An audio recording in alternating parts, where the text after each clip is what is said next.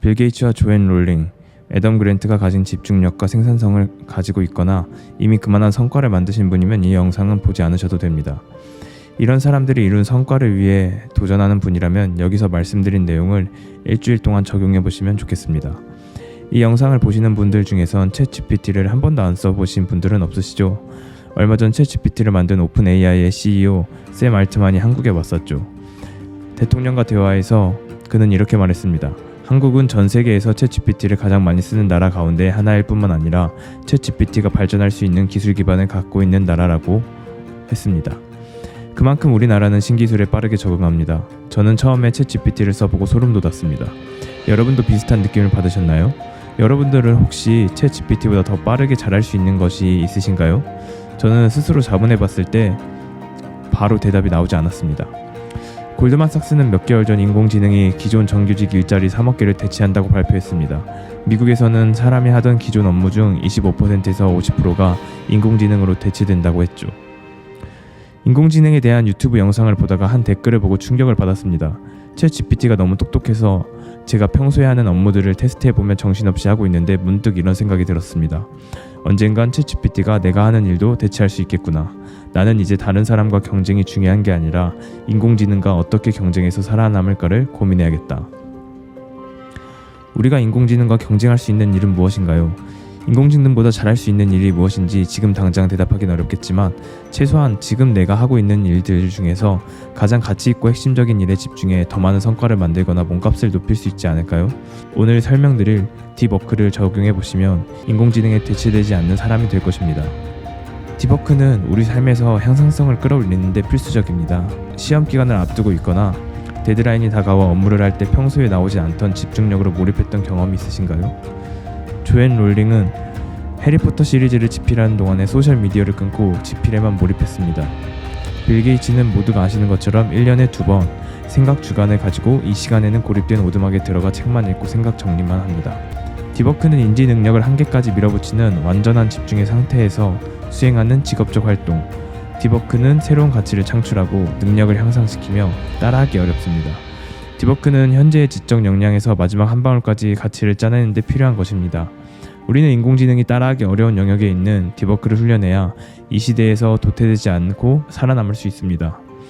앞서 말한 사람들은 평범한 직장인이 아니잖아요 라고 생각하실 수도 있어요. 하지만 평범하다면 우리는 더욱더 딥워크에 집중해야 합니다. 대다수의 지식 노동자들은 고립된 상황에서 집중력을 가지고 일하는 것보다 분주한 상황에서 멀티태스킹이 더 익숙하기에 딥워크와 점점 더 멀어지고 있습니다. 그중 가장 큰 이유가 네트워크 도구라고 합니다. 이메일, 문자, 카카오톡, 트위터나 인스타그램 같은 소셜미디어, 레딧이나 미디엄 같은 정보 제공 사이트. 우리가 하루 24시간을 살아갈 때 스마트폰과 PC가 없는 곳에서 있는 시간이 얼마나 될까요? 아침에 눈을 뜨고 화장실에 가고 밥을 먹을 때에도 심지어 잠이 들기 전에도 우리 삶에서 스마트폰과 PC는 항상 함께 있습니다. 이 말은 쉬지 않고 우리들의 집중력을 방해하는 요소들이 항상 존재한다는 거죠. 맥킨지 조사에 따르면 지식 노동자들은 업무 시간의 60% 이상을 인터넷 검색과 이메일을 읽고 쓰는데 사용한다고 합니다. 딥워크와 반대되는 개념이 피상적 작업입니다. 시대가 발전하고 인터넷 기술과 인공지능 덕분에 우리는 그 어느 때보다 엄청난 효율로 일하고 있습니다. 하지만 시간이 없다, 바쁘다, 정신없다라는 표현은 우리 입에서 떠나질 않죠. 피상적 작업은 지적 노력이 필요하지 않고 종종 다른 곳에 정신을 팔면서 수행하는 부수적 작업입니다.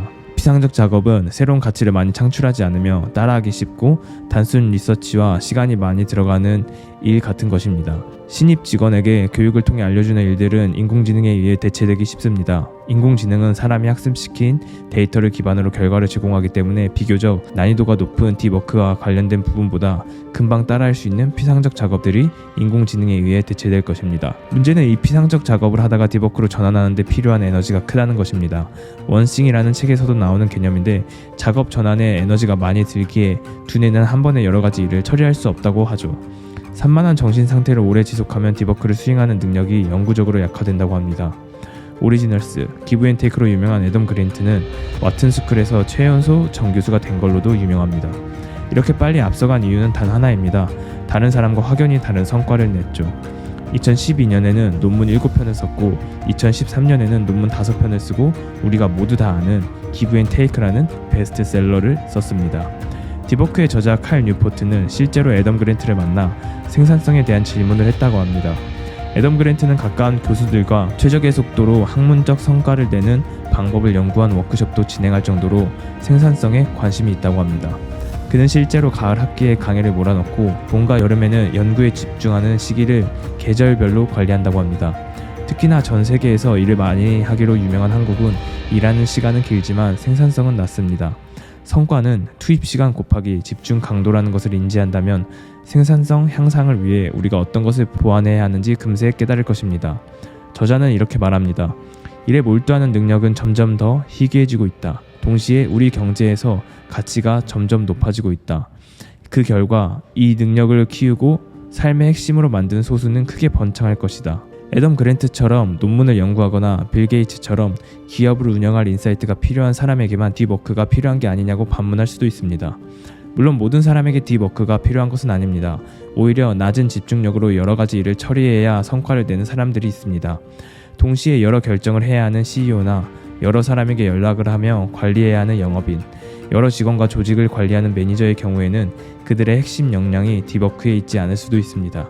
하지만 과연 딥워크가 없이 이들이 그 자리에 올라갈 수 있었을까요? 분명한 건 분주함이 생산성은 아니라는 것입니다. 딥워크가 오늘날 사람들에게 중요한 능력이 아니고 이 능력이 없어도 얼마든지 성공할 수 있습니다. 하지만 오늘 영상의 제목처럼 인공지능 시대의 딥워크로 길러야 하는 핵심 역량이 없이 나의 가치를 올릴 수 있는 방법은 점점 줄어들고 있습니다. 정보 사회로 발전하면서 특히 인공지능 시대가 오면서 대다수의 사람들은 지식 노동자가 되었고 자연스레 딥워크는 핵심 역량이 되고 있습니다. 비즈니스 작가인 에릭 바커는 딥워크 능력은 21세기 초능력이라고 했습니다. 만약에 어떤 일을 할 때 10분마다 메신저를 확인하거나 소셜미디어를 켜놓은 상태에서 진행한다면 온전히 그 일에 몰입할 수 있을까요? 우리는 이미 이런 환경에 노출되어 살아가고 있을지도 모릅니다.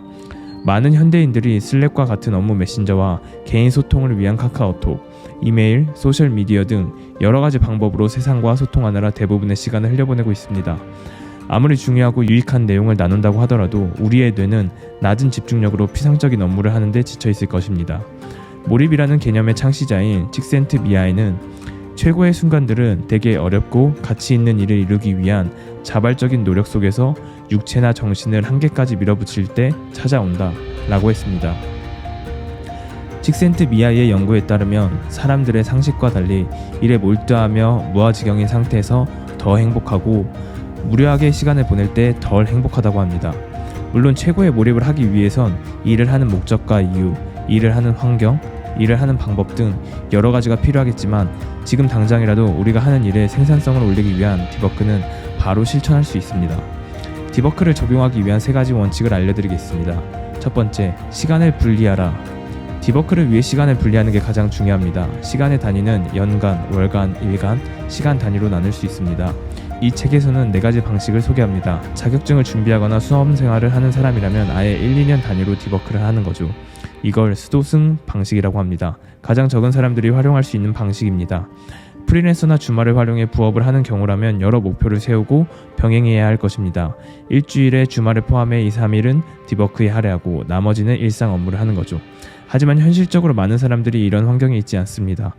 하루에 가장 집중을 잘할 수 있는 시간에 딥워크 시간을 구분해서 패턴을 만들어 실행하는 운율적 방식이 있습니다. 단순하고 꾸준한 습관으로 만드는 게 가장 중요하다고 합니다. 더 간단한 방식은 빠르게 딥워크로 전환할 수 있는 기자 방식입니다. 취재 현장에 나가 취재를 하고 바로 몇 시간 안에 기사를 작성해서 마감을 해야 하는 기자처럼 짧은 시간 안에 집중해야 하는 업무를 완성하는 방식입니다. 이 방식은 평소 피상적 모드에서 심층적 모드로 신속하게 바꾸는 훈련을 한 사람들에게 효율적이라고 합니다. 두 번째, 인터넷을 멀리하라. 엘리베이터를 기다리거나 지하철을 기다릴 때 5분의 시간이 주어진다면 무엇을 하시나요? 무료함을 느끼는 모든 순간에 스마트폰을 들여다보는 두뇌는 즉각적인 산만함에 익숙해져 정신적으로 망가진 상태로 바뀐다고 합니다. 의도적으로 인터넷과 스마트폰을 멀리하는 훈련을 해야 합니다. 아이폰은 하루에 몇 시간을 어떤 어플에 사용했는지, 하루에 몇 번 아이폰을 켜고 어떤 어플을 가장 먼저 켰는지 확인할 수 있습니다. 어떤 어플에 가장 많은 시간을 쏟고 있고 하루에 얼마나 많은 화면을 켜는지 확인해 보시면 깜짝 놀랄 것입니다. 저는 카톡 알람을 끈 지 3년이 되었습니다. 급한 일이 없을 땐 아이폰을 방해 금지 모드로 설정해 둡니다. 최근에는 무의식적으로 소셜미디어를 하는 습관을 끊기 위해 셀룰러 모드에서 소셜미디어 어플을 사용할 수 없도록 설정을 바꿨습니다. 이렇게 의도적으로 뇌를 분리하려고 할 때 아이폰을 사용하기 전과 후에 몇 가지 질문을 했더니 쉽게 훈련이 되었습니다. 아이폰을 집어들 때 내가 지금 이걸로 뭘 하려고 하는 거지? 라는 질문을 했습니다. 무엇을 찾고 싶은 건지, 어떤 목적이 있어서 어플을 누르는지, 아이폰을 만질 때마다 왜? 라는 질문을 하려고 노력했습니다. 아이폰을 쓰고 난 뒤에는 내가 방금 얻은 건 뭐지? 어떤 게 내 머릿속에 남아있지? 방금 아이폰을 사용하기 전과 후에 나는 어떤 성장을 했지? 라는 식의 질문을 했습니다. 질문 몇 가지만 했을 뿐인데 아이폰을 사용하는 시간도 줄었고 아이폰을 하면서 하는 제 행동도 달라졌습니다. 이왕 하는 거 유익한 시간을 갖자라는 목적이 생겼고 유튜브를 보든 인스타그램을 보든 배움이 있는 컨텐츠를 찾고 유익한 컨텐츠를 보며 저장하거나 공유하거나 메모를 했습니다. 인터넷으로 업무를 할 땐 작은 업무 단위가 마무리되고 바뀔 때마다 의도적으로 레걸 패드에 다음에 무엇을 해야 하는지를 적었습니다. 어디에 들어가서 어떤 정보를 확인하고 어떻게 정리해서 누구에게 전달해야지 라는 식으로 3분도 되지 않는 시간 내에 다음 업무에 대한 기록을 아날로그로 했습니다. 이렇게 중간중간 아날로그로 업무를 정리만 해도 쓸데없이 인터넷을 보는 시간을 줄이고 빠르게 해야 할 일을 마무리할 수 있었습니다. 세 번째, 양질의 휴식을 취하라. 디버크는 에너지가 많이 필요합니다. 집중하려면 지향성 있는 주의력이 필요한데 이 자원은 한정되어 있습니다. 의지는 무한하게 발휘할 수 있는 요소가 아니라 많이 쓰면 지치는 근육과 같습니다. 의지력은 근육처럼 단기적으로는 한정된 에너지이지만 장기적으로는 성장이 가능합니다. 하루에 웨이트 훈련을 할 수 있는 시간은 한정되어 있지만 매일 꾸준히 운동하며 충분한 휴식을 취하면 근성장이 이루어지는 것처럼 디버크에 집중한 만큼 충분한 휴식을 취해야 합니다. 여기서 말하는 휴식은 TV를 보거나 유튜브를 보는 게 아닙니다. 아무 생각 없이 산책을 하거나 가만히 앉아 클래식 음악을 들으며 눈을 감고 선잠에 드는 것을 말합니다. 여기까지 영상을 보신 분이라면 분명 여러분은 크고 작은 목표를 가지고 계실 겁니다. 다른 사람들보다 열정을 가지고 매일 살아내려고 노력하며 어떻게 하면 조금 더 내가 성장할 수 있을까 고민하는 분들이겠죠.